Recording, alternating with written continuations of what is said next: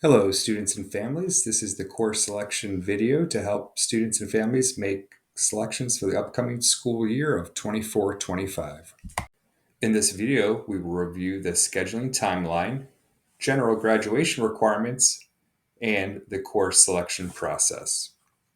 On this slide here, you'll see some very important dates. The first one is January 11th at 6 o'clock.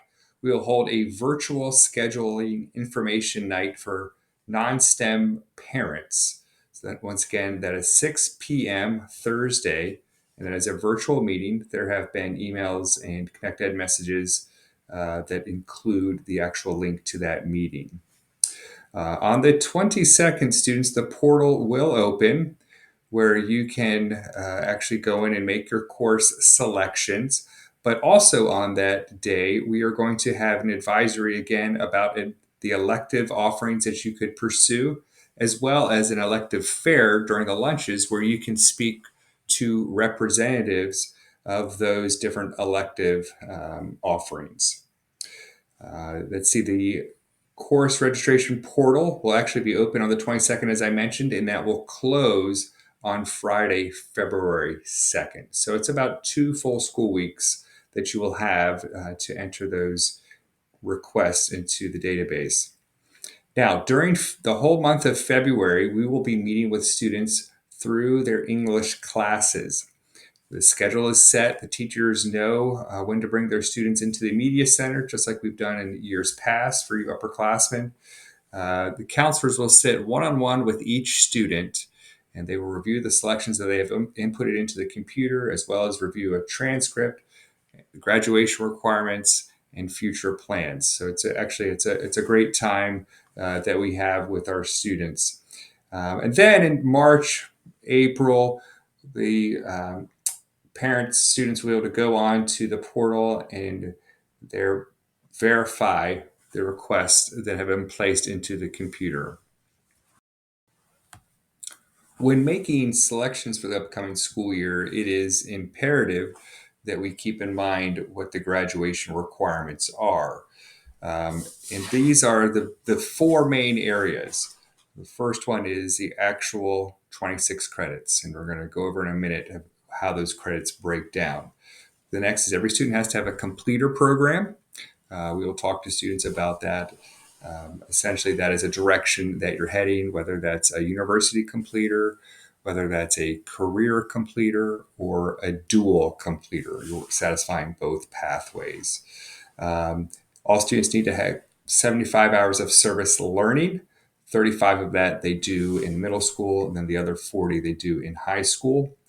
And the state mandated testing. Those also need to be fulfilled, those requirements. As mentioned just a second ago, all students must earn 26 credits in order to be considered for graduation. Now, the 26 credits can't just be in their students' favorite courses. They actually must be in certain specified areas. And this graphic here displays that. All students are going to take English, 4 years of English, 9, 10, 11, and 12. That could look to different flavors. You could have honors, obviously. You could have AP in 11th or 12th grade, AP English Language, or an AP English Literature. But bottom line is students are taking English courses all 4 years of high school. They need 3 credits of social studies. That would include U.S. history, U.S. government, and world history. Once again, you could have the AP variety, which would also satisfy the requirement. Students, you're going to take math all 4 years, must include Algebra 1, must include geometry. And then we have a whole host of other courses beyond that. Science, all students are going to take biology plus 2 other laboratory science courses. All students must have 1 credit of physical education. Half of that credit, in other words, 1 semester, is going to be fitness for life, and another half year is going to be another physical education elective. That could be team sports, could be weightlifting, it could be dance. Those are all different offerings that we have in physical education. All students now, the requirements for all our students will be taking Health A and Health B. Generally speaking, Health A is going to be in 10th grade, and Health B is going to be in 11th grade. Basic technology, all students need to have one whole credit in basic technology. There are a variety of different offerings that we have for that, but in general, that could be any of our tech ed course, not any, but a number of tech ed offerings, or Project Lead the Way courses, AP Computer Science, Foundations of Computer Science. These satisfy that requirement. One whole credit of fine arts, that could be courses in music, art, dance, theater arts. So one whole credit, think of that as 2 semesters. Citizenship, global citizenship, and 7.5 elective credits. So those are courses that are in any area. So for example, let's say you have taken one whole credit of physical education and now you're going to take another gym class. That is going to be an additional 0.5 credit. Well, you filled the bucket for physical education requirement. So now that other 0.5 credit would go into elective. Or same thing, let's say you took a 4th credit in science. You really like that. You took a 4th credit in science, so that one additional credit will fall into the elective bucket. Let's now discuss the course selection process. Now, the course selection process we've broken down into 3 steps. The first step here is to log into the student portal. Folks, this is where you go to check your grades. So most of our students are very familiar with this. If you're not, just remember your username is your 6-digit student ID. Please do not include at aacps.org. And then your AACPS password. Whatever you use to get onto a AACPS computer, that would be also your login for the student portal. So what you can do at this point, this immediate point, is go in here, obviously check your current grades, make sure they're up to where you'd like them to be. But then also you can look in here to see what your, it's called grade history. And that's very important, as when we just discussed the graduation requirements for credits, you can see in there, hey, do I have the one whole credit in art? Do I have one whole credit in my required gym classes? Okay, so that's a good place to look at this point. Just to mention it again, the student portal is a great way to check on your grade history. You can see the classes that you've taken, credit that you've earned. Now, we also realize that this can be confusing, and that is part of what we will be discussing with students when we meet with you in the Media Center in the month of February. The next 2 points here are really going to be relevant January 22nd through February 2nd when the portal goes live for making course selections. And we'll hit that again later, but we'll just touch on it now.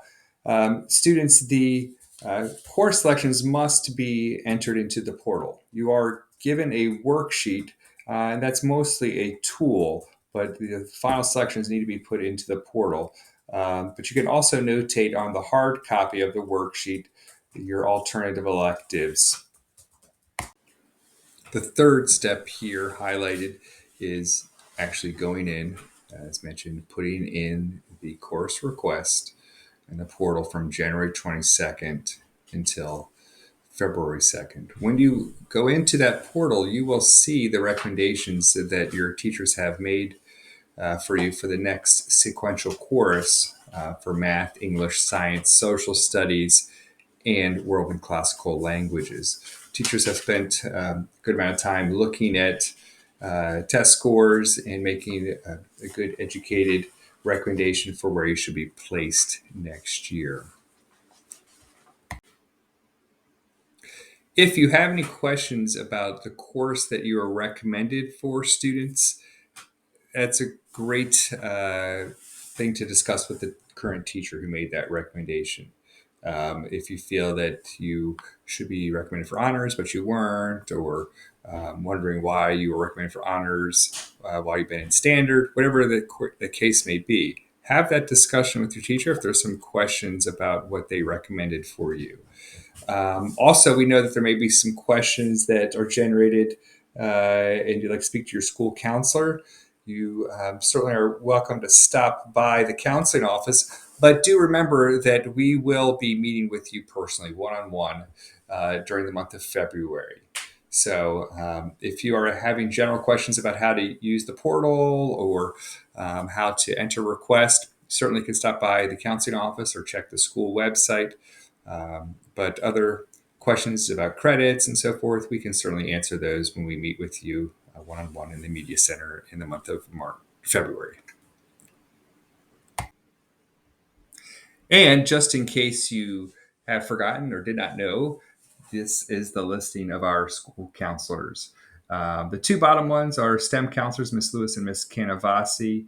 Miss Canavasi is part-time, does STEM 9, as well as our ELL population. But the other counselors are divided up by alphabet, as noted here, as well as we've captured email addresses in case that's a better way for you to communicate with them. Thank you for your attention, and we will have another video for you on the 22nd of January, and have a great 2 weeks.